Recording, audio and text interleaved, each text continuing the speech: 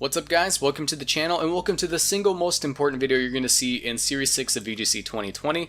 If you aren't aware, a lot of Pokemon got banned in Series 6.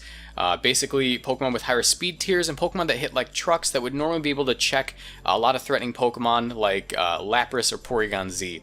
Now, the main offender here is going to be Porygon-Z. A lot of people have been giving me comments and tweeting at me saying, Marcos, I have trouble beating Porygon-Z. How do you beat Porygon-Z? Clefairy plus Porygon-Z is busted. Talonflame plus Porygon-Z is busted. I have no way of beating it. It's very broken. Honestly, I very rarely lose to Porygon-Z, and that's because Porygon-Z players, like, no offense to you if you're using it, but the majority of Porygon-Z players always Dynamax turn 1, which is an awful way to play. Like, try to vary your playstyle. Maybe you'll find more success. Basically, here's Porygon-Z. It's always going to want a Dynamax. It's always going to go for Max Strike because that's its strongest move, but it typically carries Dark Pulse on it. And Max Strike is a 150 base power move coming off of Hyper Beam, which gets doubled because its stab bonus is now 2 instead of 1.5 because of adaptability. So now it's effectively 300 base power. Add the Life Orb onto it, it gets 30% more damage on top of it, and it gets to spam it for 3 turns while also lowering your speed stat, making it even more difficult to knock out and outspeed, and it just really messes up teams, especially if you don't know how to play defensively. Next to that, they always run Clefairy and or Talonflame. If you want to know how to beat Porygon-Z Talonflame, I will explain it. Basically, it's the same thing as beating Porygon-Z Clefairy, except lead Fake Out. That's the difference. So, Clefairy is a very, very good partner for it because it has Friend Guard, which decreases the damage that Porygon-Z takes to 3/4, and also, being a Fairy type, it can naturally resist Porygon-Z's only weakness, being fighting types. So it just follow me's away all the fighting type moves, and also the Pokemon that have abilities that ignore redirection, like Propeller Tail or Stalwart, they're very frail. Porygon-Z naturally deals with them. So yeah, how do you beat Porygon-Z? Well, I'm going to be teaching you guys today. Do me a favor, if you find this informative, if you enjoy VGC content, leave a like on the video, subscribe, and comment down below which one of these modes you'll be trying to beat Porygon-Z. So I have a team builder here. This is not a whole team dedicated to beating Porygon-Z. It's just a list of Pokemon with various sets that allow you to beat the Mon. So the one weakness Porygon-Z has is 90 base speed. While good in this format, is outsped by a lot of Pokemon which can fill a supportive role.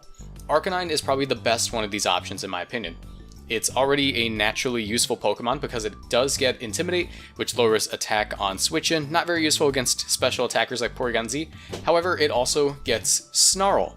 Now, being 95 base speed means that if you're on a Timid nature and 220 speed, you're going to naturally outspeed Timid Porygon-Z, and you're going to be able to go for a Snarl turn 1, which will lower Porygon-Z's special attack. So, if we take this bad boy and put him into the damage calculator, save it right there, and we load him up. Let's go ahead and find my Arcanine, my custom set.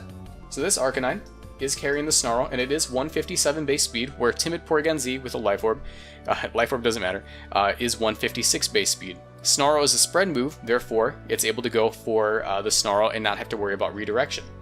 At -1 special attack, this Porygon-Z, with Max Strike mind you, is only going to be doing 99% maximum, and while that is a lot, that's kind of all you need to deal with Porygon-Z. Play defensively for a couple of turns. You might lose your Arcanine, you might lose like one super important Pokemon, but if you can get a Max Guard off, if you can call the correct Pokemon, they're going to have to focus all of their efforts on not wasting these 3 turns of Dynamax. So turn 1, you go for that Snarl, you lower the special attack stat, and the rest of that time will be much easier. You can go for Protect and take hits a lot easier. You don't have to Max Guard, but you can if you need to. Arcanine is probably going to be your best bet. I have a very similar set for Volcarona. Now, Volcarona is not typically a support Pokemon. It usually only really runs Rage Powder, which could be useful. However, redirection, when you're redirecting the hit from Porygon-Z and sacking your Volcarona, it isn't too useful if like the Urshifu next to your Volcarona is also getting redirected. So this thing is going to take a very similar role to the Arcanine set in the fact that it wants to click Struggle Bug turn 1. In a way, this is actually somewhat more reliable because Snarl does have that 5% chance to miss. Struggle Bug actually has a no % chance to miss. So if we go to this Volcarona, we go to my custom set. As you can see, we're pretty bulky. this thing is able to outspeed it. We're hitting 167 speed. I max speeded it because I also want to outspeed other special attackers, like the Charizard. And as you can see, -1 special attack. It's actually only going to be doing 91% maximum. In fact, I believe this one can also take Modest Porygon. I think I calculated for that. Yes, so if there is that rare Modest Porygon-Z that goes for that higher special attack stat, this Pokemon will be able to always take that hit. So you always go for the Struggle Bug, and that's actually an amazing thing. So what's even cooler is you can actually run String Shot on this Volcarona, and while it does have that chance to miss, it helps you catch up in the Speed War. They're going to be lowering your speed stat by going for Max Strike against you. You can go for String Shot, and that will actually lower their speed by 2 stages. So if they go for 1 Max Strike and you go for 1 String Shot, you actually technically are winning that Speed War, which is really cool. Next up, we have Silvally Steel. This is my personal Silvally Steel that I just kind of thought about one day. I was like, hey, what if we use Silvally Steel as our Snarl user to beat Porygon-Z? And it's actually really interesting. Silvally Steel is a Pokemon that a lot of people scoff at, but I did some labbing, and it's actually not a terrible Porygon-Z check, and the main reason is because Porygon-Z is resisted. Or the hit from Porygon-Z is completely resisted. So if we bring in the Silvally set, not that Silvally, let me find my Silvally here. If we find this Silvally, you know what? For some reason they don't have Silvally Steel, or maybe I just didn't import it. Here, we'll just do Silvally. So if we take Silvally, there it is, my custom set. Let's turn him into a Steel type because he is holding that Steel memory. As you can see, we are going to outspeed him because we're 95 base speed just like the Arcanine. And his modest Life Orb Max Strike with adaptability is only doing 49% maximum. This thing takes absolutely no damage from Porygon-Z at -1. Let's say you don't even feel like going for it. You can live still 73% maximum. That's incredible, and that's off the modest one. The rest of these guys are calculated for like timid, right? If it's timid, you're still outspeeding it, and at -1 special attack, it's doing negligible damage at that point, 45%. But what makes Silvally stand out from the other answers to Porygon-Z, like I said, Porygon-Z likes to be run next to Clefairy. If we go ahead and we find the standard Clefairy set, guess what? With no investment whatsoever, our multi-attack, which recently got buffed to 120 base power this generation, turn it into a Steel type move because we are holding that Steel memory, is a clean 2-shot on max physical defense Clefairy. So if they go for the Follow Me, you're still going to be 2-shotting the Clefairy, which is something that not a lot of Pokemon can actually do with no attack investment whatsoever. This is literally 0 attack Jolly. That's what's super cool about Silvally. Top of that, it gets some really cool support moves like Parting Shot and Thunder Wave, so you have a couple of options. It's an interesting Pokemon. It's definitely an interesting Pokemon that I think a lot of people need to try out. Next up, we have Grimmsnarl. This Grimmsnarl is actually really good. Its ability to use Prankster to set up screens for maximum amount of turns with the Light Clay is nothing you should really be overlooking here. Basically, Light Screen cuts the damage from special attacks for your entire team. So Porygon-Z won't be able to one-shot really anything behind a Light Screen if you calc it correctly. On top of that, you can go for Spirit Break onto the Porygon-Z to allow yourself to lower its special attack stat, neutering it even more, and Thunder Wave is a great move that even if they go for the Follow Me, you wouldn't mind getting a paralysis on that Clefairy, which is super, super nice. Klefki essentially plays the same way, except it naturally resists the Max Strike, so it's a nice way of dealing with Porygon-Z. And now we have a couple of really interesting options for beating Porygon-Z, and I actually have one more for you that I'm going to share. So, Hatterene and Liepard. You could run both of these to beat Porygon-Z, but also Sash Hatterene isn't a terrible option. They are usually just going to expect to need to Helping Hand it to KO you, so you could Sash your Hatterene and go for Trick Room. Basically, once Porygon-Z is under Trick Room, the Max Strike only really helps you. Like, yeah, you're going to be going down to your Focus Sash, but Max Strike will make you even slower. And then from that point on, you're able to click your max moves, do a ton of damage. You have to be a little bit careful with that Clefairy if you end up going the Focus Sash Trick Room route, because you'll need a different Pokemon to sort of carry the weight at that point. However, if you want to use Gmax Hatterene reliably to beat Porygon-Z, you could do this simple setup.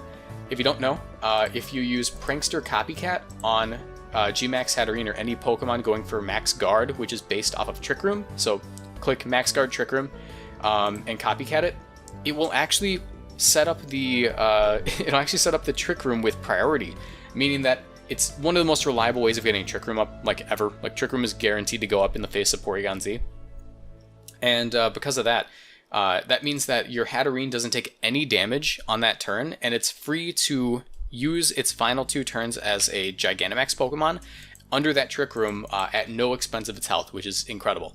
So yeah, those are a couple of ways of beating it. Gengar is another interesting Pokemon for beating Porygon-Z. Focus Sash Gengar is really strong as like a fast special attacker. However, a lot of people do tend to throw Trick Room on as its final move because, like, yeah, you could run Icy Wind, but being able to use a fast Pokemon to set up Trick Room is like a really nice fake out. Like it's a cool fake out versus your team or versus your opponent's team that you will see at like higher levels of play occasionally. So yeah, Trick Room, Focus Sash Gengar is really interesting. But personally, my favorite way of beating Porygon-Z is using any one of these Pokemon. But on top of that, you throw on this bad boy. Bisharp is probably one of the coolest Focus Sash users in the game in the fact that it gets Defiant. Well, what else does Bisharp do? At +2, your Iron Head is always going to one-shot Clefairy, and they're going to go for Max Strike. Trust me, they're going to go for Max Strike, and if they don't go for Max Strike, they're going to go for Max Darkness onto whatever's next to you. Both of these things will lower one of your stats, whether it be Speed or Special Defense. When you lower one of Bisharp's stats, it gets +2 in attack. Your Iron Head will one-shot that Clefairy, and let's say they had the audacity to not go for the Follow Me and the Max Strike. Let's say they ended up helping handing their Max Strike. If you make that call, you get to click probably one of the strongest moves in the game, Lash Out. Lash Out onto the Porygon-Z at double base power. Let me show you this calc real quick. Right? Let's bring up the big bad Porygon-Z. Default set, we'll Dynamax him, and we'll Dynamax him as well. And we'll make this Bisharp a Jolly Nature.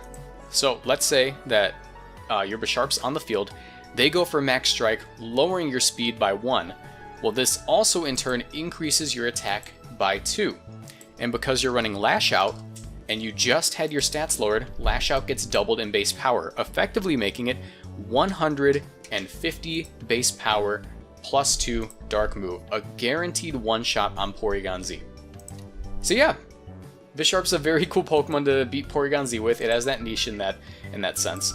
These are all very reliable ways of beating Porygon-Z, if you ask me. I've had the most success with Arcanine and Volcarona personally. However, Grimmsnarl and Klefki are also very nice. Silvally is something I'm currently labbing, but it does reliably beat it, in my opinion.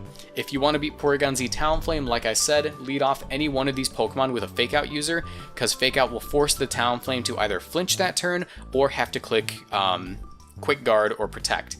Meaning that it can't set up the Tailwind, and you will still outspeed and get off your Struggle Bug or your Snarl. So yeah, with that out of the way, guys, thank you so much for watching the video. I'd really appreciate if you left your comments down below. Subscribe to the channel, do whatever you need to support the channel. Any likes are appreciated.